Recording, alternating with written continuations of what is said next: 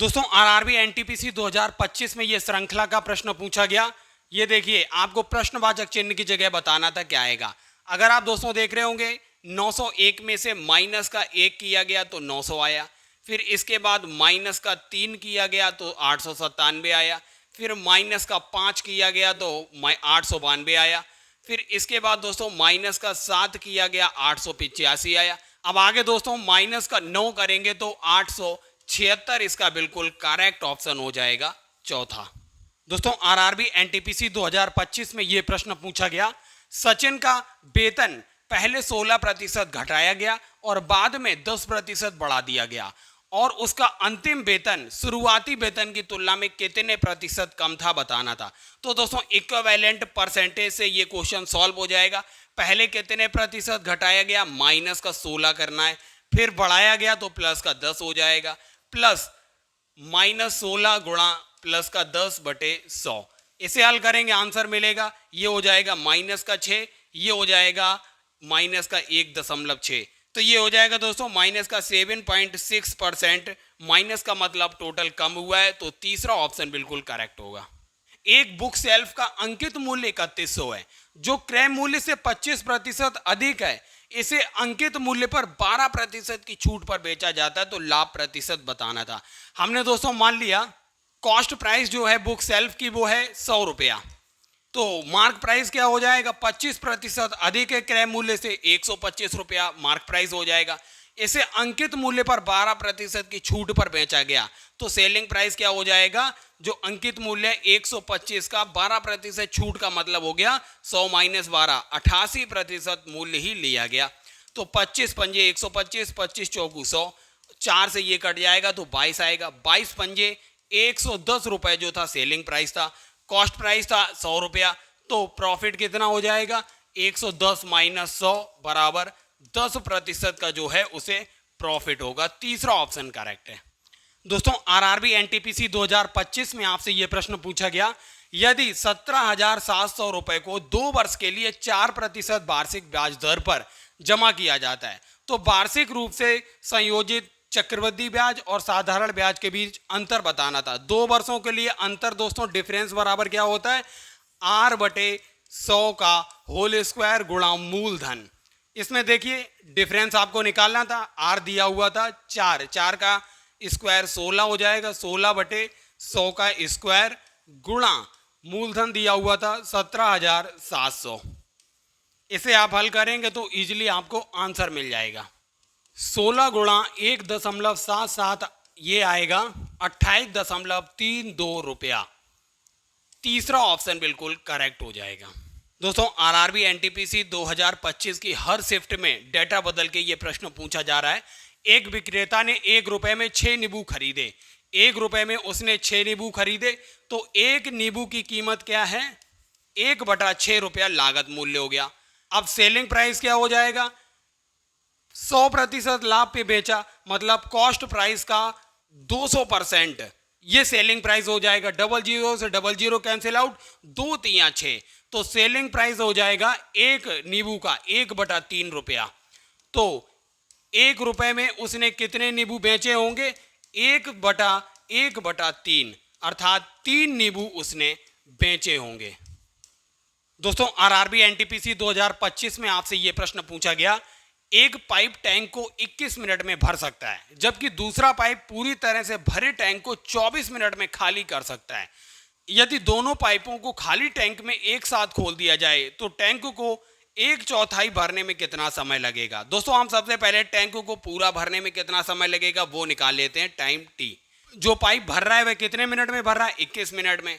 गुणा कीजिए जो पाइप खाली कर रहा है कितने मिनट में, 24 मिनट में। इन दोनों का अंतर से इसे विभाजित कर दीजिए, 24 - 21, तो ये निकल के आएगा 21 गुणा 24/3, तो 3 × 24, 21 का गुणा 8 से करेंगे, 168 मिनट में दोस्तों ये पूरी टंकी भरेगी। तो 1/4 भरने में कितना टाइम लगेगा, तो T/4 कर दीजिए, 168/4, 4 चौक 16, 4 दूनी 8, 42 मिनट समय लगेगा। दोस्तों आरआरबी एनटीपीसी 2025 में पार्टनरशिप से ये क्वेश्चन पूछा गया, आलोक, गीता और सुरेश ने एक व्यवसाय शुरू करने के लिए क्रमशः 56,000, 52,000, 69,000 रुपए निवेश किया। वर्ष के अंत में अर्जित कुल लाभ 76,700 रुपए था। अर्जित कुल लाभ का 31% दान दे दिया गया और इसके बाद उन तीनों ने निवेश के अनुपात में प्रॉफिट को विभाजित कर लिया। तो सुरेश का हिस्सा कितना था? तो सबसे पहले निवेश का अनुपात दोस्तों क्या हो जाएगा? 56:52:69, ये निवेश का अनुपात हो गया। अब दोस्तों देखिए प्रॉफिट कितना है? 76,700। इसमें 31% दान देने का मतलब है उनके पास बचा केवल इसका 69% ही बचा। तो ये आ जाएगा 52,923 रुपए उनके पास बचा।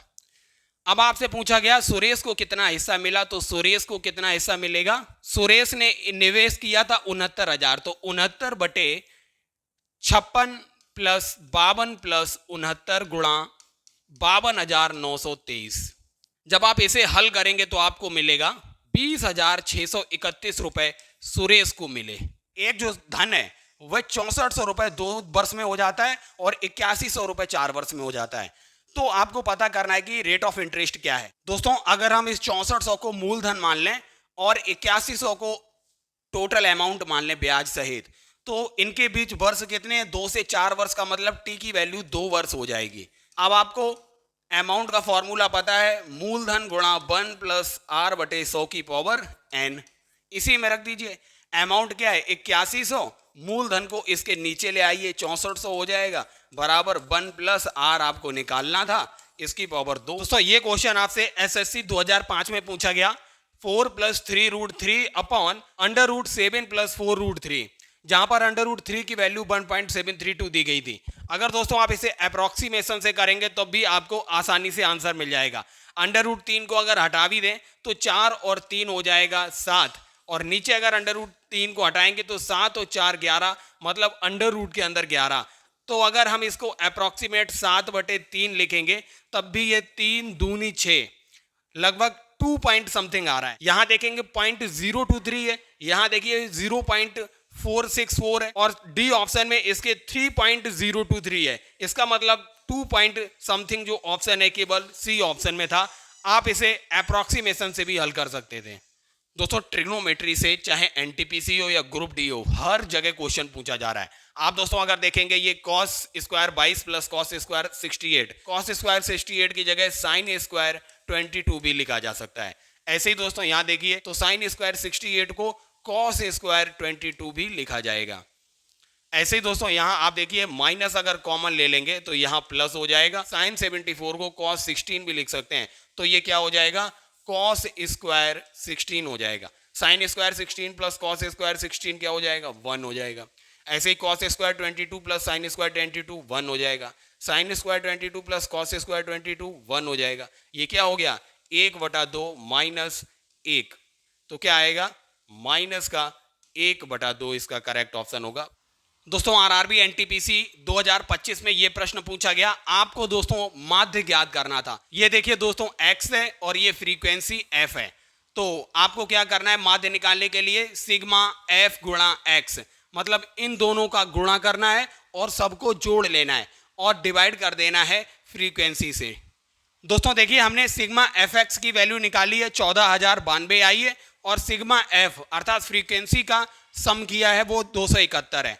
अब यहां पर वैल्यू रख दीजिए 14,092/271। इसे हल करेंगे तो आपका एग्जैक्ट 52 आएगा। चौथा ऑप्शन बिल्कुल करेक्ट हो जाएगा। दोस्तों आरआरबी एनटीपीसी में ये आसान सा क्वेश्चन पूछा गया।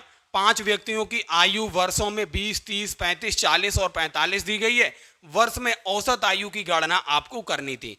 तो औसत एवरेज बराबर क्या होता है? पदों का योग बटे पदों की संख्या। तो सबसे पहले इनका योग कर लीजिए सभी का। 170 इनका योग आएगा। पदों की संख्या कितनी है? 1 2 3 4 5 है। तो 5 3 15, 5 चौक 20, 34 ईयर जो है इनकी औसत आयु आ जाएगी।